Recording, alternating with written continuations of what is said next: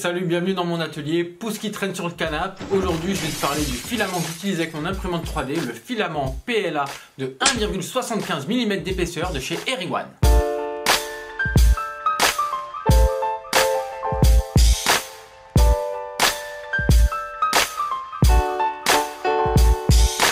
Alors très rapidement, pour les néophytes, les imprimantes 3D, tu sais ce que c'est quand même. Et les plus répandues sont les imprimantes FDM, pour Fused Deposition Modeling.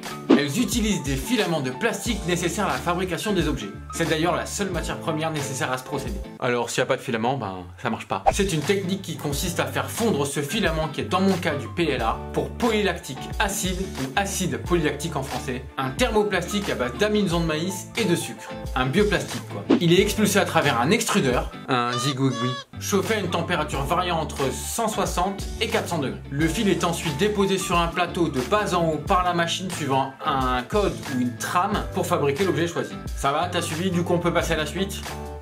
J'utilise pour l'instant seulement la marque Everyone pour quelques raisons assez simples. La plus futile déjà, son packaging. J'aime bien les belles boîtes. Il est toujours très bien emballé et avec un petit sachet qui permet d'absorber l'humidité, ce qui évite les problèmes justement liés à l'humidité, car je vous rappelle qu'on est sur un bioplastique et il est biodégradable. On se sent quand même vachement moins coupable pour la planète quand on achète et qu'on imprime des kilos de ce plastoc.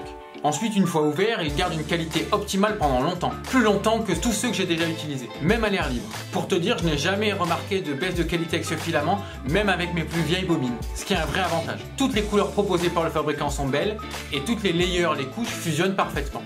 Un truc que j'aime beaucoup aussi, c'est que le rouleau est parfaitement enroulé. Il est bien aligné, du coup la bobine ne crée aucune turbulence sur la machine pendant son déroulement.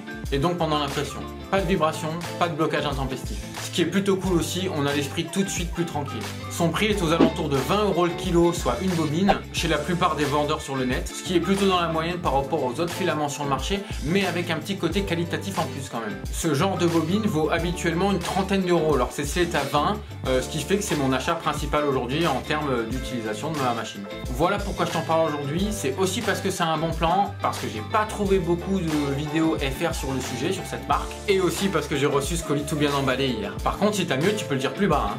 Voilà, c'est tout ce que je voulais te dire. Je suis content que ça t'ait intéressé, surtout si tu n'y connais rien du tout. C'est le matos que j'utilise avec mon imprimante 3D. D'ailleurs, je ferai peut-être une vidéo de présentation de ma machine un peu plus tard. Je te dis à bientôt pour une prochaine vidéo. Ciao les craftos.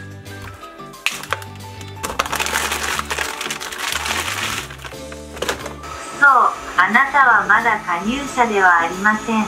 何を待っていますか？